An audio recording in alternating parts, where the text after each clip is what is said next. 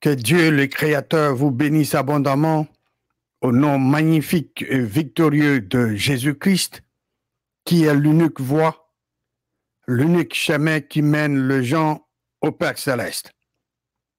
Bienvenue à cette émission « Que dit la parole de Dieu ?» C'est moi, votre frère Tito Nganda. La fois passée, nous avions répondu à une question d'un auditeur de Gemena dans le sud, Ubangi en RDC. Sa question était la suivante. Est-ce que les gens étaient nés de nouveau par le baptême de Jean-Baptiste? Est-ce que les gens étaient nés de nouveau par le baptême de Jean-Baptiste? Nous avions examiné les Écritures et la réponse à cette question était que les gens n'étaient pas nés de nouveau de l'Esprit de Dieu en recevant le baptême de Jean. Tous ceux qui étaient baptisés par Jean-Baptiste avant Jésus-Christ n'étaient pas nés de nouveau. Pourquoi? Parce que la nouvelle naissance n'était pas encore disponible. Pour que la nouvelle naissance puisse être disponible, Jésus-Christ devait mourir, être enseveli 3 jours et 3 nuits dans la tombe, être ressuscité des morts par Dieu le Créateur, être élevé par Dieu le Créateur et être assis à la droite de Dieu le Créateur, et que l'Esprit de Dieu soit rendu disponible au jour de la Pentecôte. Après avoir suivi cette réponse, une sœur en Christ de l'Afrique du Sud a voulu savoir plus sur ce qui suit. Elle pose la question, quand les gens sont baptisés d'eau, cela veut dire qu'ils sont morts avec Jésus-Christ, et quand ils sortent de l'eau, cela veut dire qu'ils sont ressuscités avec Christ. Les gens qui sont baptisés dans l'eau, ma sœur, ne sont pas morts avec Jésus-Christ. Et quand ils sortent de l'eau, ils ne ressuscitent pas avec Jésus-Christ. Ceux qui sont morts avec Jésus-Christ et sont ressuscités avec Jésus-Christ, ce sont ceux qui sont nés de nouveau de l'Esprit de Dieu. C'est ce que la parole de Dieu nous dit.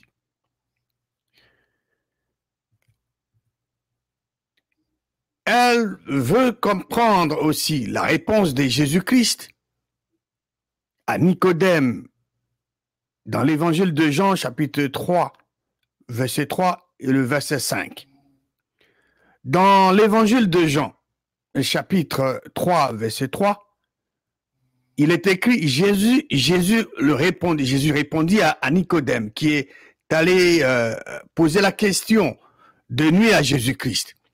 Jésus lui répondit, en vérité, je te l'ai dit, si un homme n'est né de nouveau, il ne peut voir le royaume des dieux. Et au verset 5, Jésus répondit, en vérité, je te l'ai dit, si un homme ne naît d'eau et d'esprit, il ne peut entrer dans le royaume des dieux. Le mot utilisé par Jésus-Christ ici, si un homme ne naît d'eau ici, c'est eau spirituelle. Ce n'est pas l'eau physique, l'eau spirituelle et d'esprit, il ne peut entrer dans le royaume des dieux. Rappelez-vous, Jésus-Christ a enseigné à la femme samaritaine au puits donc lui, Jésus-Christ, était cette eau et qu'il donnerait cette eau telle qu'expliquée en Jean chapitre 7. Mais avant de lire Jean 7, lisons Jean chapitre 4. Jean 4, et nous allons lire le verset 10 au verset 15. Jean chapitre 4, verset 10. Jésus lui répondit. Jésus s'entretenait avec la femme samaritaine au puits. Jésus lui répondit, si tu connaissais le don de Dieu, et qui est celui qui te dit? Les dons de Dieu ici, c'était lui-même Jésus-Christ. Il était les dons de Dieu. Et qui est celui qui te dit, donne-moi à boire? Tu lui aurais toi-même demandé à boire, et il t'aurait donné de l'eau vive. Verset 11. La femme samaritaine parle maintenant. Seigneur, lui dit la femme, tu n'as rien pour puiser, et le puits est profond. D'où aurais-tu donc cette eau vive? Verset 12. Es-tu plus grand que notre père Jacob, qui nous a donné ce puits, et qui en a bu lui-même, ainsi que ses fils et ses troupeaux? Verset 13. Jésus répondit à la femme samaritaine, quiconque boit de cette eau aura encore soif. Verset 14. Mais, contraste, mais celui qui boira de l'eau que je lui donnerai n'aura jamais soif. Et l'eau que je lui donnerai deviendra en lui une source d'eau qui jaillira jusque dans la vie éternelle. Jésus dit au verset 14 que celui qui boira de l'eau que je lui donnerai n'aura jamais soif. Et l'eau que lui, Jésus, va donner deviendra en lui, deviendra en cette personne, deviendra en lui une source d'eau qui jaillira jusque dans la vie éternelle. Verset 15. La femme lui dit, la femme samaritaine dit à Jésus-Christ, Seigneur, donne-moi cette eau, afin que je n'ai plus soif et que je ne vienne plus puiser ici. Dans Jean chapitre 14, dans l'évangile de Jean chapitre 4, verset 14, Jésus-Christ a dit à la femme samaritaine, mais celui qui boira de l'eau que je lui donnerai n'aura jamais soif. Et l'eau que je lui donnerai deviendra en lui une source d'eau qui jaillira jusque dans la vie éternelle. Lisons maintenant Jean chapitre 7. Avec ce que nous venons de voir, vous aurez la grande compréhension de ce que Jésus-Christ a communiqué ou a partagé avec la femme samaritaine. Évangile de Jean chapitre 7, et nous allons lire le verset 37 à 39. Jean 7, verset 37. Le dernier jour, le grand jour de la fête, Jésus se tenant debout, s'écria, si quelqu'un a soif, qu'il vienne à moi et qu'il boive. Verset 38. C'est n'importe qui. Celui qui croit en moi, n'importe qui croit en Jésus-Christ, de fleuves d'eau vive. Fantastique, hein? De fleuves, pas de gouttes d'eau, de fleuves d'eau vive couleront de son sein, comme dit l'Écriture. Verset 39. Il dit cela de l'esprit que devait recevoir ceux qui croiraient en lui. Pourquoi? Car l'esprit n'était pas encore disponible, parce que Jésus n'avait pas encore été glorifié. L'esprit de Dieu que les gens devaient recevoir n'était pas encore disponible. Pourquoi? Parce que Jésus-Christ n'avait pas encore été glorifié. La parole de Dieu s'ajuste comme une main dans un gant. Pour qu'une personne puisse naître de nouveau de l'Esprit de Dieu, cette personne doit recevoir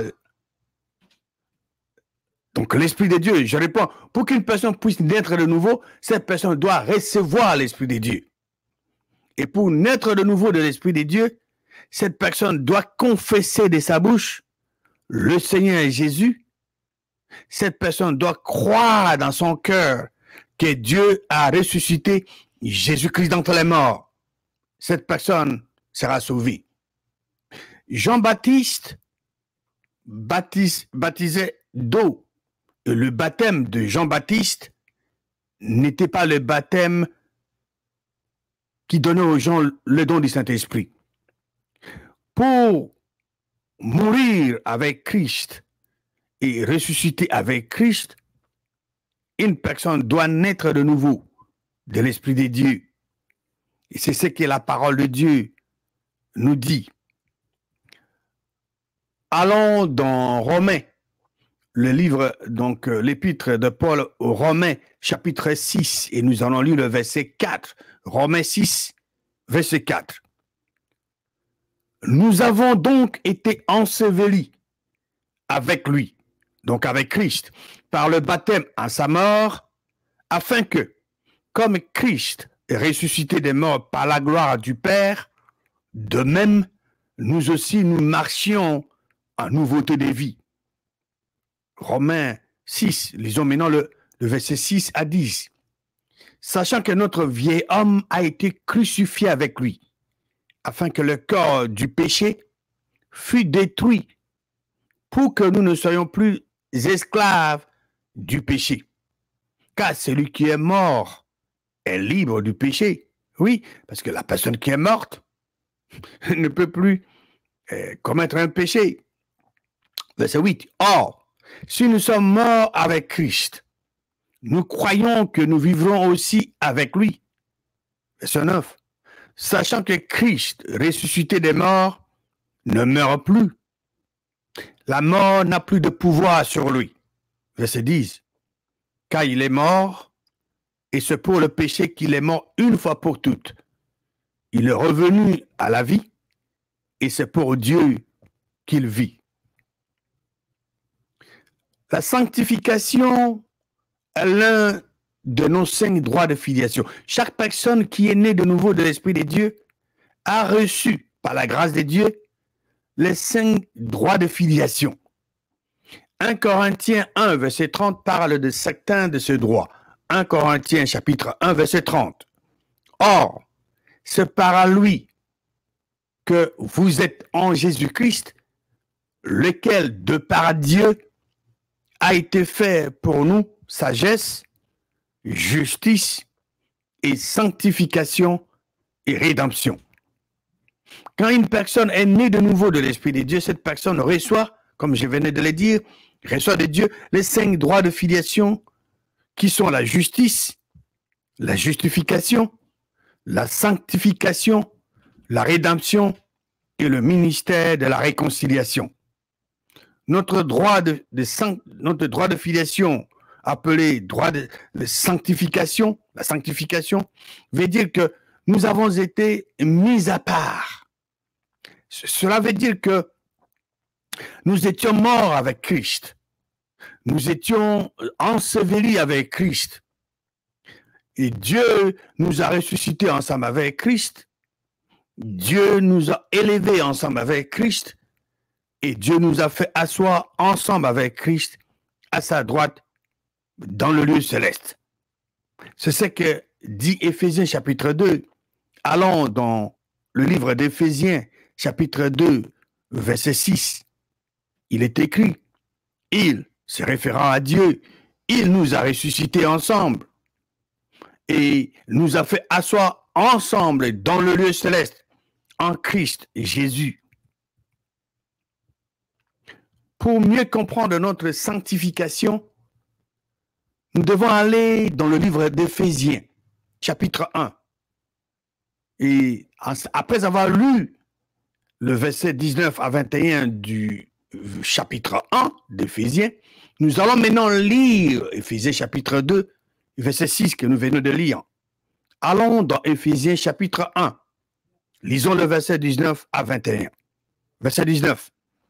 Et qu'il est envers nous qui faisons une seule chose, qui croyons l'infinie grandeur de sa puissance se manifestant avec efficacité par la vertu de sa force.